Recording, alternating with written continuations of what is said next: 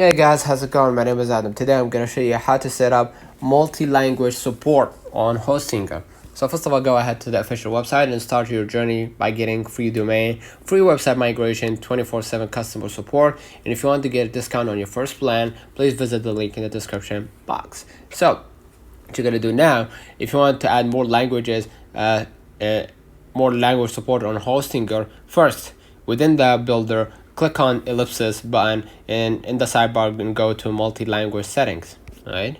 Next, select the starting language of your website. It's the default language that's used when visitors access your site. Then click add language and then select preferred additional language from the drop down. Right. You may also specify a flag per each language.